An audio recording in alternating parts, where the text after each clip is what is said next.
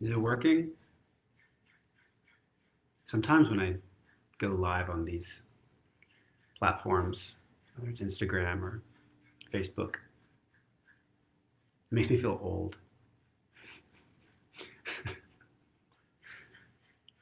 Like I don't really know if I'm talking to anyone. Are you there? Hi, everybody. How's everyone doing? My name is Brandon, if you didn't know. Coming to you from my living room um, in the hills of Los Angeles.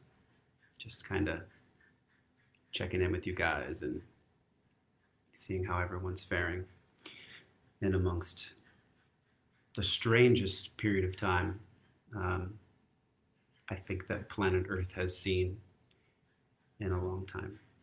Uh, I haven't really left, to tell you the truth. I've gone to the market every 10 days or 2 weeks and gotten groceries and things like that, but um, I've been almost entirely home.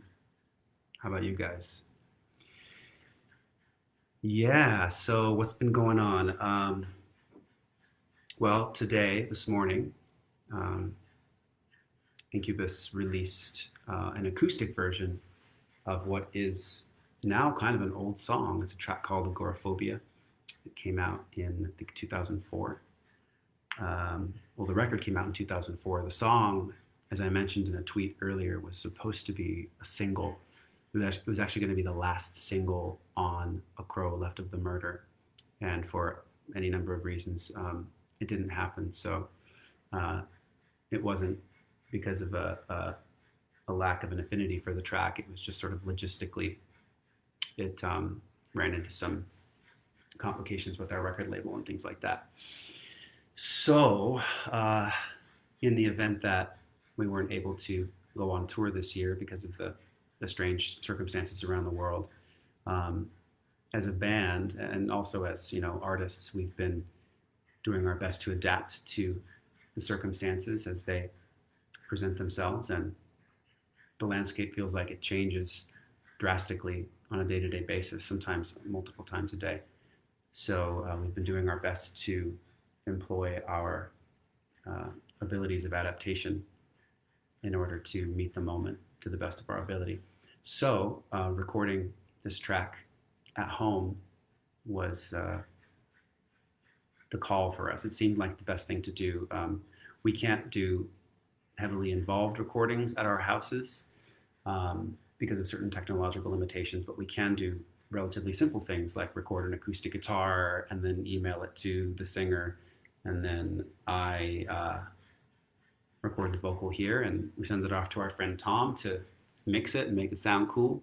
I've been doing a number of cover tracks that way over the past couple of months, as I'm sure some of you have been seeing. I did a version of Goodbye Moon Men from Rick and Morty a couple of months ago, and then I did a cover of a song called Myth by Beach House, like 7 weeks ago now, maybe longer. Time. What is time? Where has it gone? That's been one of the most wild things to me about this whole experience is the kind of the wearing thin of the perception of time. Days like every day is like Sunday in a manner of speaking. So yeah, hi, good afternoon, good morning, good evening, wherever you guys are. A bunch of you sent in questions via direct message, and I'm going to attempt to answer some of those questions for you right now. Let me just find them here.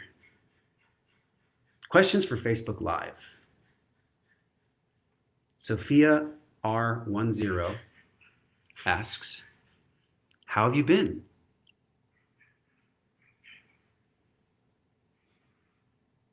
That's a really good question. Normally that kind of a question would be like the thing that you ask a friend after having not seen them in a long time, and it would usually be a window into a relatively shallow conversation. But today, that question is loaded, isn't it? How have you been? So I'll just say that all things considered, um, I have been I've been very well. I've been healthy. I have taken the opportunity while being on kind of a lockdown for what feels like a relative eternity now, to dive more deeply into um, music and kind of in a contemplative space. To be honest, I've been painting a lot.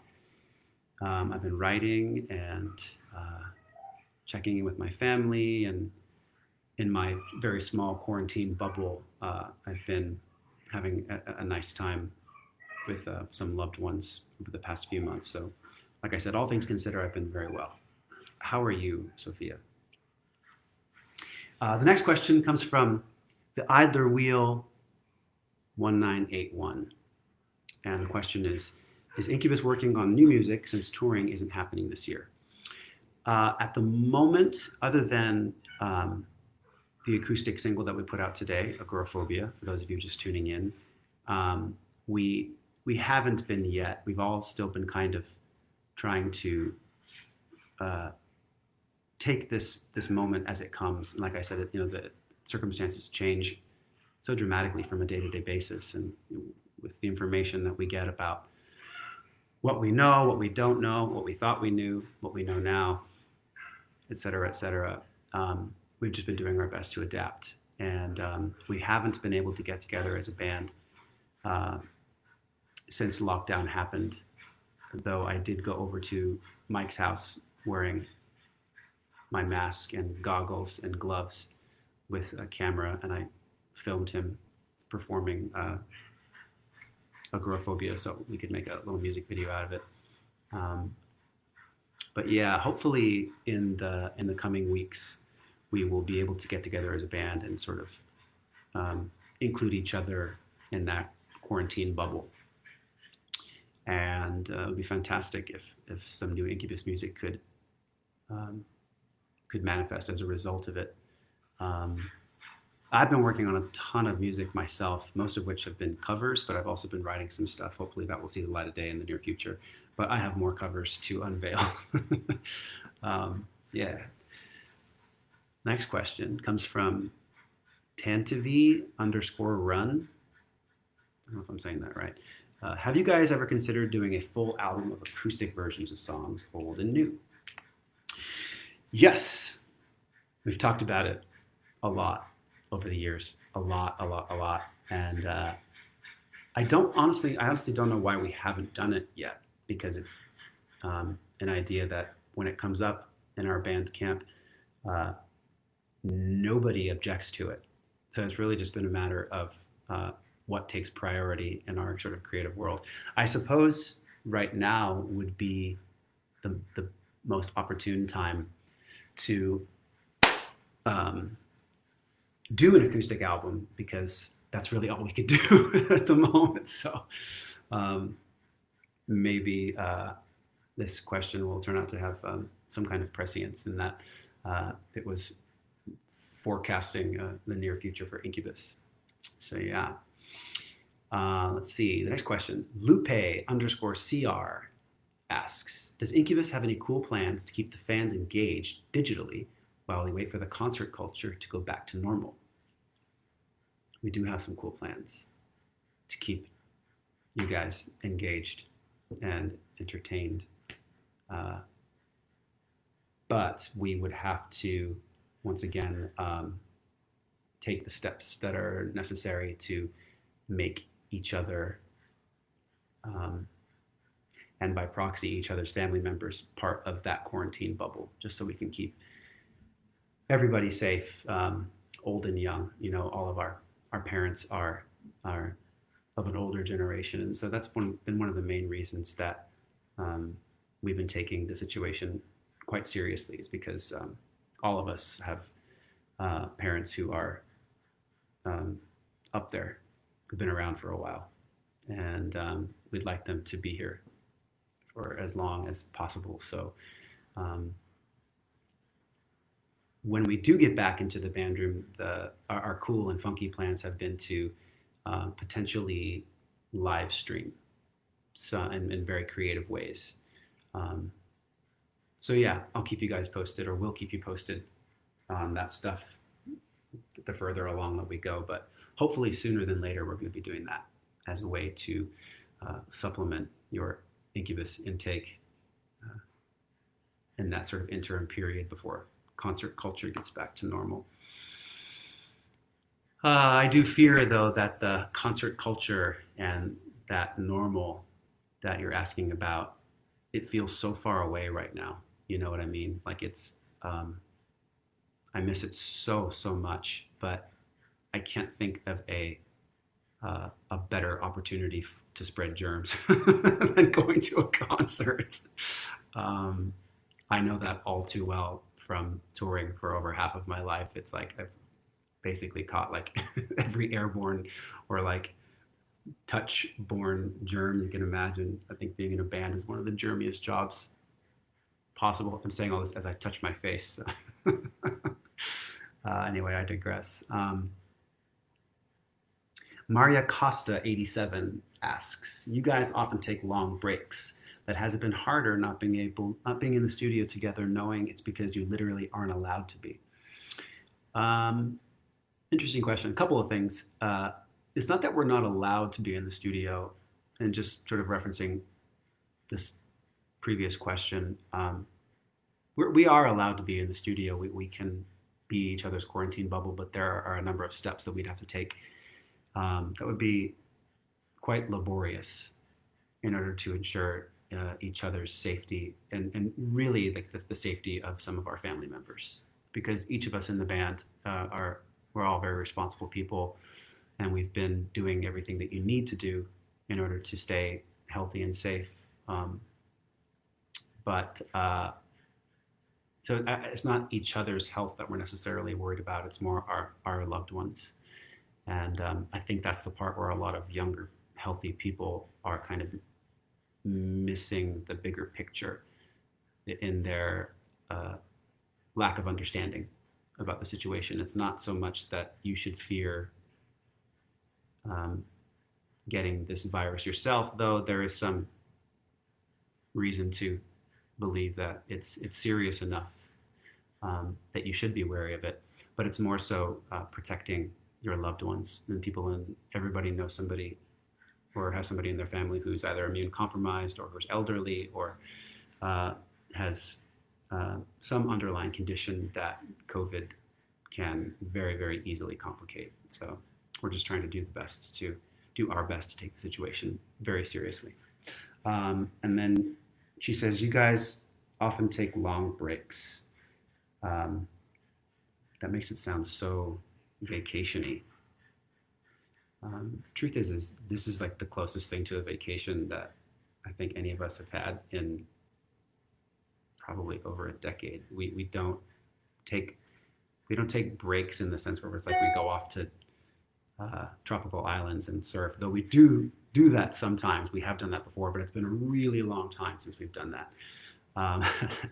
And the breaks we take that are from touring or from Incubus, all of us sort of scatter off into our respective corners and continue working, living a life of expressivity, as I've called it, or being enmeshed in a creative life. You don't really want to take breaks. That's the interesting thing, because you love the work that you do. So to take a break from it almost feels like a punishment. You know what I mean? So that's honestly, for me, that's been one of the hardest parts about this situation. It's not that I haven't been able to express myself or write music or paint. It's just that I haven't been able to do it through the vehicle which I have become accustomed, like with my band. So I haven't been able to like sing at the top of my lungs and, you know, thrash around and break things. And I definitely missed that part. Next question, let's see. Severangel. Where do you find inspiration both music and art. Vice. I don't understand the question, but I'm going to do my best. Where do I find inspiration for both music and art? I suppose I've touched on this a number of times over the years. There are, I suppose, very specific bands, and there are very specific artists, whether they're filmmakers or musicians or photographers or performance artists, who I find inspiring, or authors, or, you know. But truth be told, those are only like part of a much larger picture, and that larger picture includes more experiential things and ways of being and methodologies that I employ throughout any given day. So I find inspiration in watching the way nature unfolds. I find inspiration in my yard. I find inspiration in the people that I interact with. I find inspiration in some of the harder moments of life, whether it's like heartbreak or loss. It's really kind of everywhere, I suppose, is my point. It's all around us all the time. And some of the artists that I've admired the most over the years aren't people who are necessarily directly referencing other artists. They're people who have kind of created a little universe around them, and every moment, every action, everything down to the way that they dress, the way that they speak, it becomes part of the process. So I suppose the answer to your question, Severangel, is that art is everywhere, inspiration is everywhere, and so it's kind of up to us to learn to look at the world in a way and find inspiration in everything, from the darkest of the dark to the lightest of the light. Yeah. Quick thing before I keep going with these questions. We are working with a nonprofit called Feeding America. And if you guys have watched the video for agoraphobia on YouTube, there's a little link there where you can donate to a fundraiser. And Feeding America, let me give you some stats here from Feeding America. They are the nation's largest hunger relief organization, and their mission is to feed America's hungry through a nationwide network of member food banks and engage our country in the fight to end hunger. And it's an interesting thing because when you think of America, you think of like this highly developed, wealthiest nation on the planet. How could we have people who are food insecure in this country? And what's wild to learn is that in the United States, it's like 1 in 9 people struggles with hunger.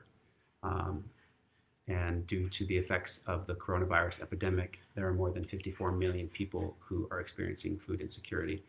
And that's just in 2020, and that's including a potential 18 million children. So it's definitely something that we have wanted to champion and do our best to help out with. And it's also kind of an apolitical cause. So it doesn't really matter what side of the aisle you land on, or what your ideological beliefs are, or your political leanings. It's really just helping to provide food security for people who are struggling. And there's a lot of people struggling right now. So if you guys want, next time you go to YouTube to watch the agoraphobia video, like right under the thing, you can donate, and anything helps. So yeah. I'll get back to some questions here, if I can find them. How are you guys doing? Do you guys like my Monstera? Where is it? That is a very large, very out of control Monstera deliciosa. It's taking over my living room, and there's actually a few more of them, but I'm not going to show you because just trust me. but they're awesome. And they've loved me being home this whole time. Okay, let's see. Maurice818, I'm assuming you're in the Valley, Maurice. Um, the question is, has being quarantined changed your approach to your art? And are you planning on releasing anything new as far as your art goes? Interesting question, because I was supposed to have a gallery opening in Dallas, Texas. Oh, damn it. I spent like 6 months creating a whole new body of work. And that body of work is actual, well, most of it is up in the gallery in Texas. And I think technically the gallery is open, but to a severely limited number of people at any given time because of the circumstances. And now Texas is undergoing another sort of coronavirus spike. So I'm not going to recommend anybody go and see it, but you guys can check out this new body of work, which I called Impossible Knots. You can check it out online. It's all there to see in a virtual gallery. Hopefully, at some point in the near future, if we get this whole pandemic thing under control, I'll be able to recommend you guys go check it out in good conscience, and maybe you can go see it in person. Or maybe we'll figure something out where we do like an outdoor gallery that's socially distanced. We'll provide like spacesuits for everybody. I don't know. Adapting. Adapt. But back to Maurice's question, has being quarantined changed your approach to your art? I wouldn't say so much that it's changed my approach. More so, I've just had a lot more time to dedicate to it, you know, after feeding myself and taking care of dogs and cleaning the house and stuff like that. There's been a lot of time to dedicate to art. It's, you know, this period of time has also kind of highlighted how much in Los Angeles we drive. We drive everywhere, and I haven't gone fucking anywhere other than the market. So all that not driving has been dedicated towards more constructive things, I suppose. Let's see here. Pokey me 24/7. Is that a Pokemon thing or is that a porn thing? Pokey me 24/7 asks, what do you miss most about being on the road touring? Wow, there's a lot to miss. You know, imagine on a daily basis getting to have an experience of a sort of cathartic screaming into the pillow. You know what I mean? Like there's so much about playing music live with people in the room that is so amazing. And that's something that's really, really been highlighted for me in the event that we've had to be kind of, you know, locked up at home and not be able to tour. We were supposed to have been through Europe by now. We were going to be getting ready to go out through North America with 311, and so much looking forward to that. You know, it's this daily ritual of singing at the top of your lungs and then having thousands of people sing with you at the top of their lungs. It's this incredible meeting of, it's an energetic meeting, a meeting of spirits, meeting of minds and bodies. And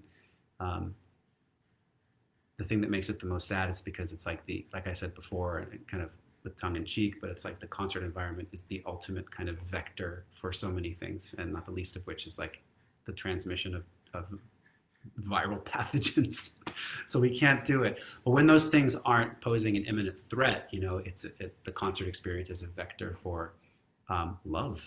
It's a vector for incredible ideas, growth, energy, really kind of things that prove to be quite revolutionary on small scales, but then also in certain ways, in significant ways, on large scale. I remember my first experiences seeing live bands, and they quite literally changed my life. They changed my mind. They changed the way that I wanted to dress. They changed the way I wanted to wear my hair. They changed the things that I was reading, which therefore changes your mind. It turns you on to so many things. It's not just there's other humans on a stage with lights and sound making noise. You know what I mean? There's this sort of this incredible transference of love and energy that is palpable. And I can't wait to get back to it. Yeah. Jackie Harrison asks, do you have a hidden talent?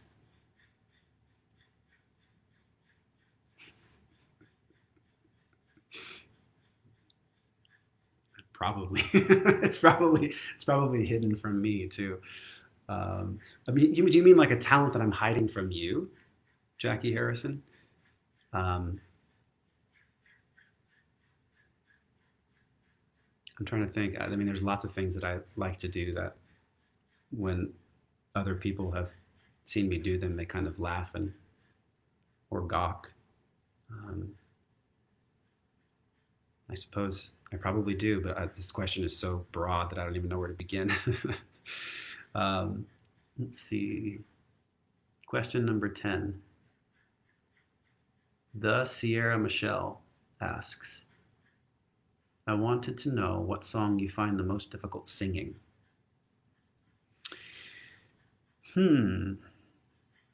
Technically speaking or emotionally, because those are two different things. I'll stick with the technical. No, you know what? I'm not going to tell you because then you'll be waiting for me to fuck it up when I sing it live. Emotionally, the most difficult song to sing. Wow.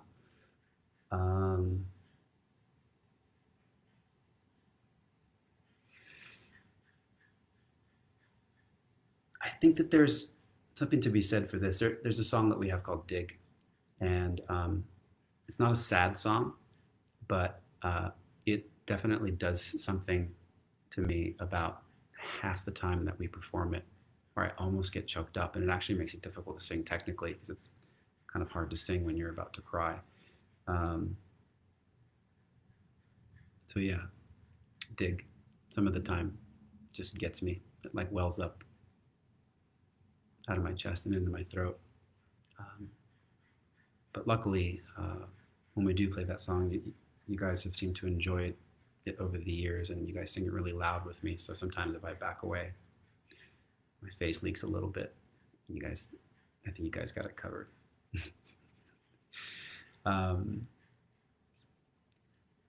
Let's see, the last question from here. Heaven24 asks, if one of your songs could represent your current mood, what would it be?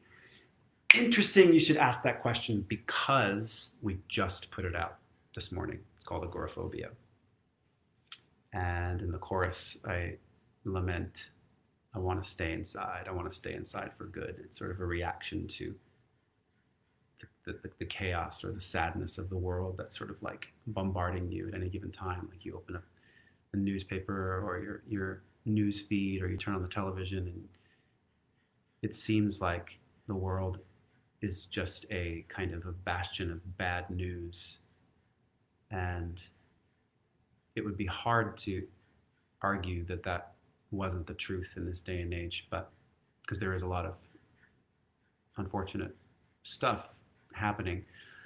But there's a bigger kind of cosmic truth, I think, here, in that even amongst a lot of trying situations, there is always opportunity. And there is always a perceptual element.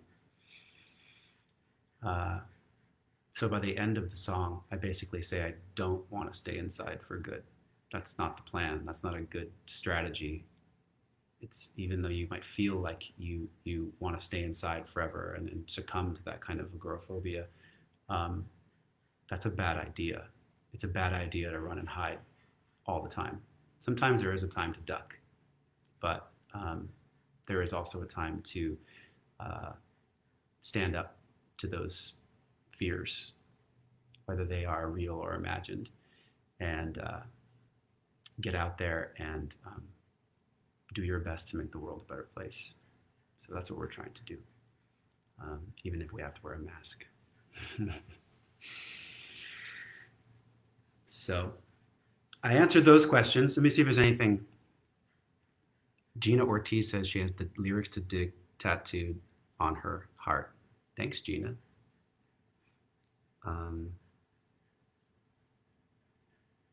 You guys are so sweet. Thank you so much, everyone, for checking in with me here.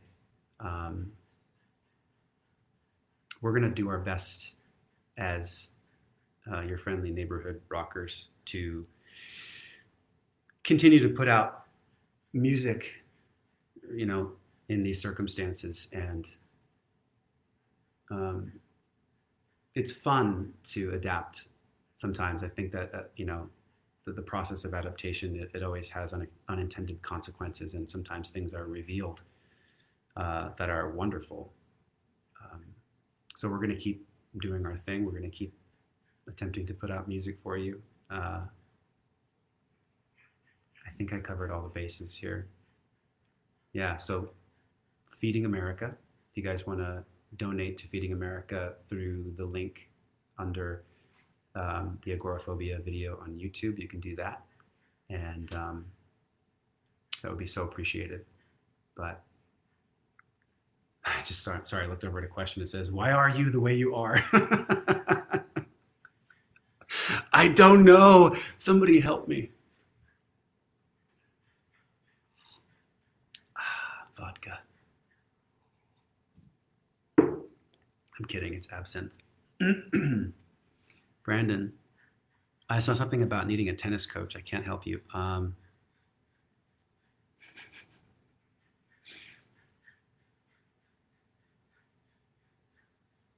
Are y'all coming back to Charlotte next year? I hope so. That's the plan. They're going too fast. I can't read this fast. Can you take your shirt off? You're absolutely, I missed it. But take my shirt off. That would be so weird. This is more of a pants off kind of a vibe, don't you think? Next time. Nothing is real when you're alone in your room.